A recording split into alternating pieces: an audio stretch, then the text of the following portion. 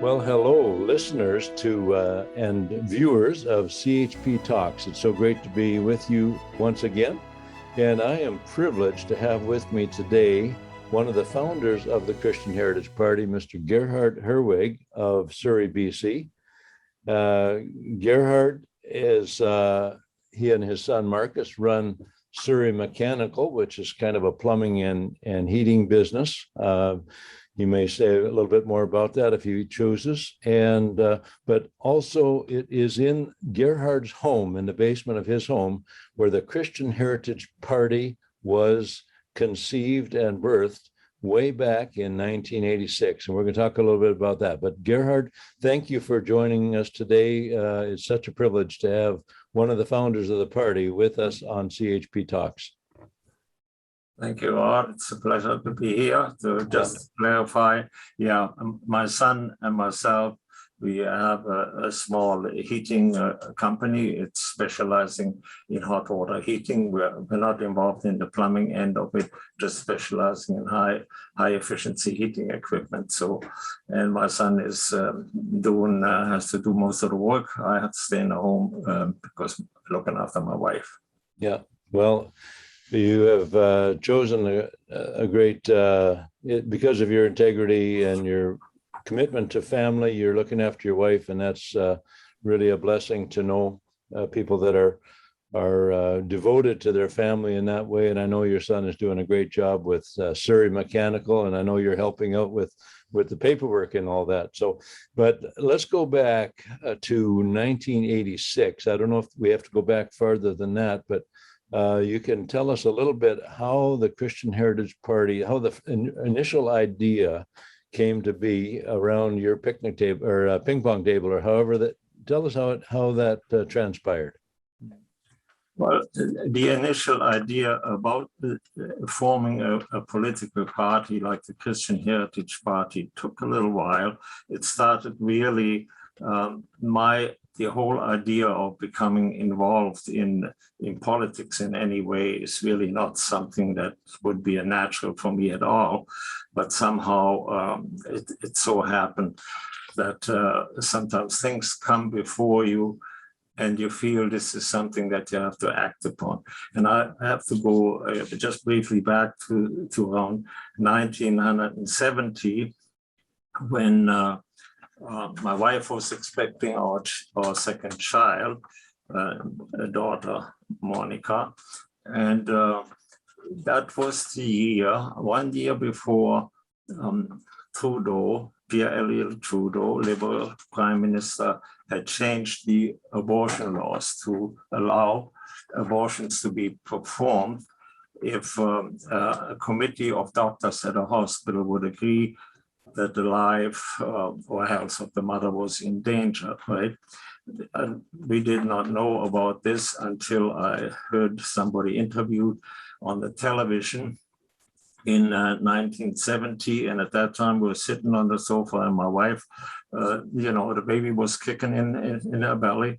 And we heard this talk about the right to choose was kind of starting at that time. And that the committee caper was starting and all of this. And we said, gee, this horrible, nobody knows about that. We haven't heard about this, and it's already on the books for a year. And the lady that was being interviewed on the 6 o'clock news, it was the Hourglass, was we got in touch with her, and that is really how we felt we had to do something. So that's how we became involved. So you can figure 1970 that, and everything else that follows is because of this. Okay, when we heard that. That abortion now was being legalized, and the committee caper first, which was kind of a way to really just get into it, but eventually, of course, all of that was abandoned. But anyways, there are a lot of side issues, and it would take a long time. I can just quickly maybe go over it so that you see sort of what led up to me thinking that we should have another political party, because I'm fully aware that to start a political party is not something that you just think you can do very easily. It's sort of the last resort, and that is actually what it was for us, because we did go to all the legal aspects. We said, well, this has been made law. A lot of our Christian people at church and so, they were not aware of it. And we said, well, something needs to be done. This can't stand on the books that babies can be killed, for their health. You know how loosely the term health is interpreted. It meant pretty much everything. And that all proved to be true down the road. So anyways, we did go ahead, and when the election came, federal election, and so the first thing we said, well, we didn't think about forming a party. We got to go to the candidates that we have. There's some Christian candidates and so on, and make them aware of what is going on, and what is their position. Are they going to try and reverse this terrible thing? Are they pro-life? Will they protect human life at all stages? And we had questionnaires made out and all this. And so we identified some people as being pro-life, and then we supported them at election time. We were from different parties, liberal or conservative, and so we did not really were particular. We wanted, in general, question all the candidates that were running, and then make our decisions. Now, after a while, we found out that even some candidates that we would identify and say, okay, these candidates are pro-life, that when it came down to it, they would not stand by what they had what we assumed was what they're standing for, or what they had told us, or even signed a questionnaire. So it became a little embarrassing sometime. And we went on with that for a while. And we learned quickly, because the fact of the matter is that the individual candidate that belongs to the conservative or to the liberal party has little. He might personally be pro-life. In this case, the pro-life issue was definitely the main issue while I became involved in politics. And so if the candidate says he is pro-life, yeah, well, you take their words for it. I like to do that. But we found out, since the parties do not always agree with that, they were really powerless to do anything. And they would often, when it came to the campaign trail and all candidates meetings, they would change their tune somewhat. And all of a sudden, there was all these little loopholes and exceptions, okay? So it took a few years. We did everything the democratic way, okay? Try to do it to the existing structure. The committee, I mean, that's a whole big story on its own. For instance, the hospital committees, right, who had to be established. Some doctors from the hospital had to agree that abortion was justified. And so we joined the hospital society, which at first had maybe 30 members attending once a year to the annual meeting. After we were finished and signing up people and say, we're going to do this the democratic way, we're going to start this at the hospital, that's where it's performed, okay? And at that time, that was one venue. So it was close to 7,000 members after a number of years that joined the society, and there wasn't a hall really big enough to hold meetings. And we elected one person by one vote, and on it goes. So eventually we elected enough people to have a majority on the hospital committee, all the nice legal way. And then the committee disbanded the abortion committee, and then the democracy stops. When you get close, you can do everything nice and legal. When you get too close to success, then the government just said, okay, we're going to do away with this hospital committee. We don't need a memorial society for the Memorial Hospital Society. We just abolish that and we take over, and everything goes on as before. Just so something you may not know about me up here in Smithers and Skeena-Bulkley Valley here. I was for a while on the Bulkley Valley District Hospital Board, and then the NDP government at the time, they didn't like one of our decisions. It wasn't even an abortion decision. They didn't like how we were running the hospital or some of our budget decisions, and actually they weren't even living by their own rules. But they just arbitrarily decided to fire the hospital administrator, and put in their own people to do their own thing, their own way. And so democracy, like you say, just goes right out the window. Yes, yeah, and that's it. We all try to do it the legal and democratic way, and that's what we're up against. So anyways, going through all of these things and having no success with the political parties to really take a stand, a pro-life stand. And that was the big issue then. Now we have other issues like the family and definition of marriage and our freedoms of speech and all that. The issues are more and getting bigger all the time. So anyways, to get back to that, so at that time, then we had to say, well, really, what we need is a political party, that you don't have to guess and try to convince people in existing parties that have different views.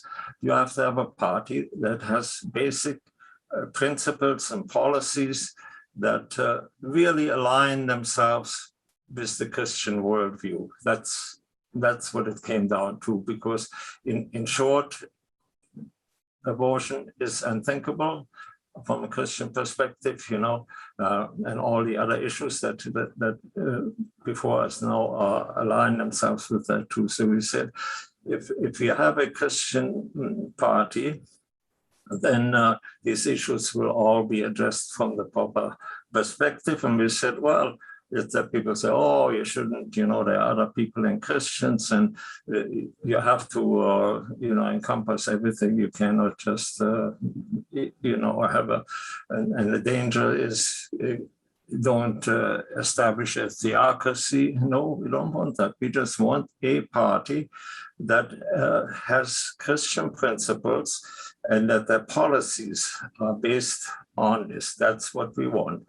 And we managed to get people interested from different Christian denominations. Catholics were there starting, and then from different other religious denominations. And we managed to establish a platform where we could agree. Okay, it was actually good to bring different Christians together and work on something.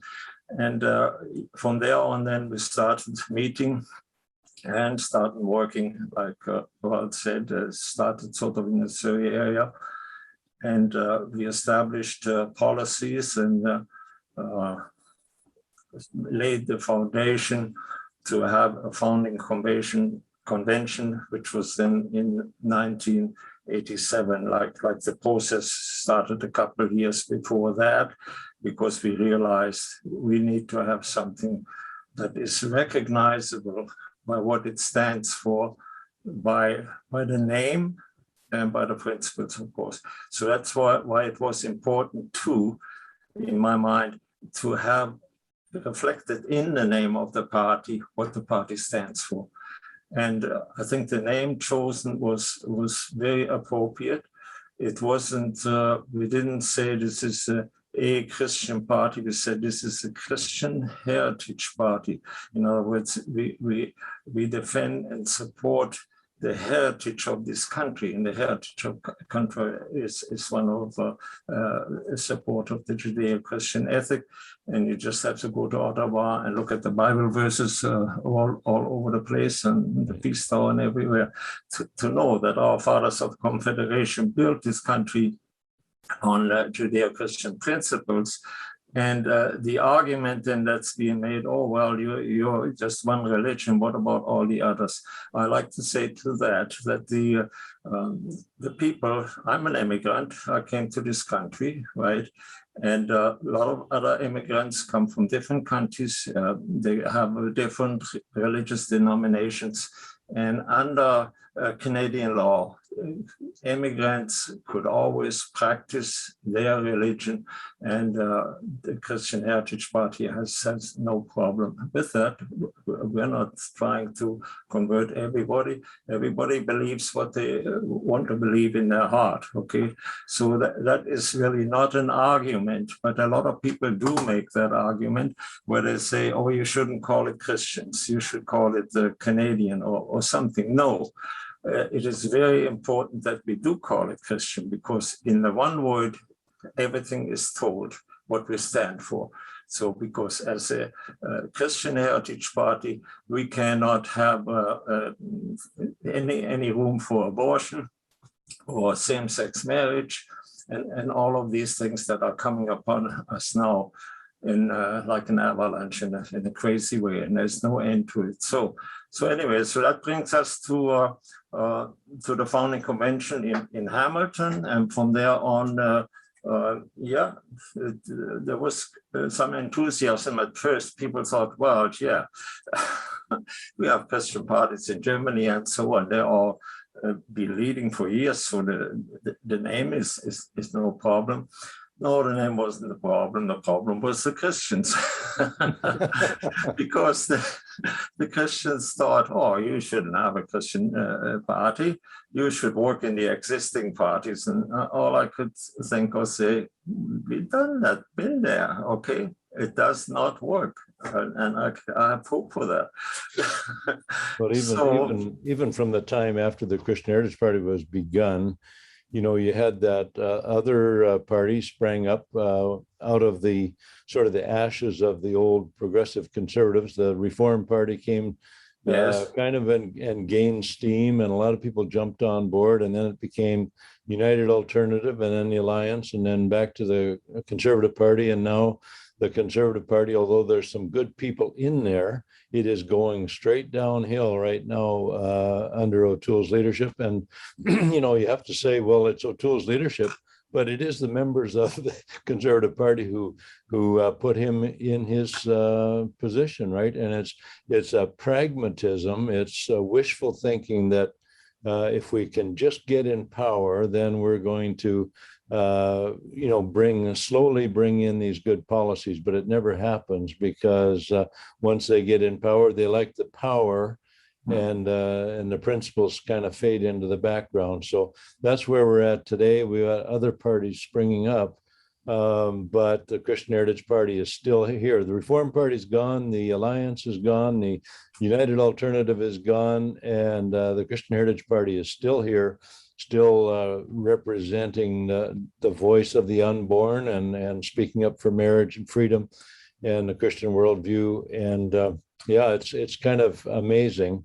You've seen this cycle a couple times, and and I'm just going to tell the folks here that what a blessing it was. This is a little bit on the personal side, but when I came down in the late 90s, to meet you, and your wife, stayed with you and your wife, Annalise, in Surrey, and really got filled in on the background, not only federally of the Christian Heritage Party, but provincially at that time, the Family Coalition Party. And I just saw you and others in your community working hard to advance these principles. Heather Stillwell and Ed Van Woudenberg and others working so hard to bring Christian principles back into politics. And so I want to personally thank you for your work. I know you're not finished with your story here, but I wanted to interject that it was wonderful to meet you back in those days. And nothing has changed in terms of your integrity, your commitment, and your passion for defending the preborn, defending traditional marriage, and defending freedom of speech. And I thank you for that stand that you've taken so faithfully and passionately throughout the years. Oh, thank you. No, we're very, very fortunate that over the years, it is now over 30 years that the party is in existence, and we had some great leaders like Edward Woudenberg. I'm glad you mentioned him. He was the founding leader of the party, and of course Ron Gray, a very bright man who is still being heard of. Occasionally, he led the party for many years faithfully and always uncompromisingly. Sometimes there was people that maybe said, well, we look like single issue people or something, you know, and they wanted to bring other issues more to the fore and push the life issue a little bit to the side, you know, maybe gun control or whatever, you know, environment. Yeah, and some people sometimes come and want to talk about these issues. Oh, you are a single issue. No, we're not single issue. I mean, over the years, the party certainly has developed policies, a book on so many issues, and typically they are common sense policies. And of course, as we know, all the other issues, they are debatable at convention and can be brought forward and can be discussed, amended, and so on. But the key principles, which was the reason for the foundation, the key issue was life, respect for life, and the abortion issue. It has now naturally expanded. Like I like to say, there's the three main issues is still, you cannot trump the issue of life. Without life, there is nothing, right? Okay. Then the second issue is where life is generated in the family. So family is marriage, right? Marriage can only be between one man, one woman. So those are very important things that, and of course, what we're experiencing now, our freedoms. We think we have freedoms. Try and speak out on certain things, you know. Yeah. Try and go on a radio program and say something. If you don't go down the right path, boom, your sidelines, or you don't even come on if they ask you before what you want to talk about, you know. Yeah, when people tell me, talk about this one issue party, I say, no, we're not a one issue party, but abortion is a one party issue. We're the only ones willing to talk about it and put it at the forefront. It is the key central issue. Our nation is polluted with innocent human blood. 4 million babies have been slaughtered and in the abortion clinics of this nation. And so far, our government has done nothing to turn the tide or to repent or to offer an alternative really in a strong way to help young people make decisions that they won't later regret. And so many young people are living with regrets of abortion, and we want to give them the information they need to make much better decisions, right? Ben, you mentioned also convention. We are coming up. We have our national convention, the CHP, coming up in September 13 to 16 in Calgary. We're looking forward to that. And that is a place where we do make policy decisions. There will be various issues on the table. Our policy and strategy committee has been working hard, and many of our little groups across the country, electoral district associations, have been putting together resolutions to be discussed and debated in Calgary. And we also, as you know, we may be facing an election sooner than later. We do not know what day the Prime Minister will call an election. If he does so this year, we sort of expect it any day. So we're also busy training our candidates. We have a solid core of candidates right now. We don't have them in every province, every riding, but the ones that are ready to run and to represent the unborn and represent traditional family values are getting well prepared to hit the campaign trail when that day comes. So you've been a candidate yourself in the past, Gerhard, and you've been such a strong supporter and encouragement and a mentor to all of us in the Christian Heritage Party. And again, I can't thank you enough for the work you've done, the groundwork you laid, you and the Stillwells, you and your wife, the Stillwells, and Ed Van Woudenberg and Arnie Bryan and others who worked from the very beginning to make this party what it is today. And I thank you for it. Well, thank you. But I like to thank and commend you and the Christian Heritage Party executive and the membership that is still working hard to keep this flickering voice of truth in Canadian politics alive. Because it is, people will say, I'm not going to waste my vote on you. You're not going to get elected, right? There's no hope. That's not the point. The point here is that there is a choice in Canadian politics that stands for the truth, and voters have a choice. But it is unfortunate that we have not candidates in all ridings. I like to think that there are enough Christian people in this country, and if they think that the time has come that we defend our principles in uncompromising and unashamedly, that's what's really needed, that we uncompromising and unashamedly defend what is right and what is just according to the Christian worldview. And as long as we can maintain that, that's why I'm so pleased to see that at the convention, even if there's small numbers, never be deterred or bothered by numbers. But these small numbers, you give Canadians a choice. You give.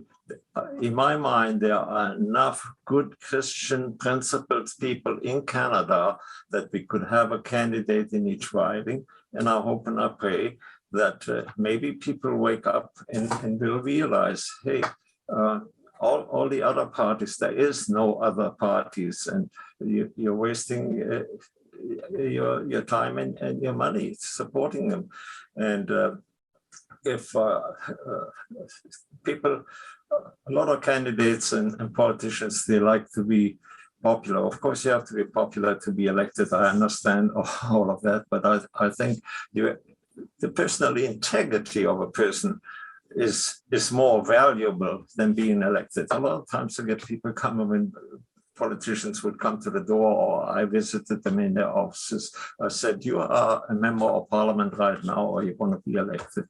You're going to be there for a very short time. You're going to have to look at what you did, and also at your integrity of what you really stand for when it comes to totally non-Christian people that I know would be in their heart and even by their beliefs and religion pro-life. They don't support that. But in order to get elected, they swallow all of this and adopt the policies of the party or defend them.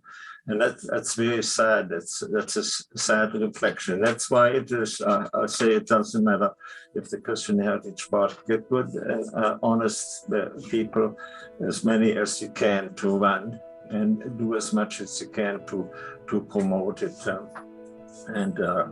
I commend all the members that are hanging in there, even though it is tough somewhere. But the case of carry on. Yeah, Gerhard, thank you so much. Thanks for taking the time too. I know we're very, very busy, and thanks for taking time to do this interview today. And for all our listeners out there, CHP Talks, listeners and viewers, thank you for joining us. Please share this out with others so that others will know about the foundations of the Christian Heritage Party and the importance of serving in this country, serving with integrity and a commitment to life, family, and freedom. We look forward to seeing you again next week, and thanks so much for joining us today. God bless you all. Thank you all. God bless everyone.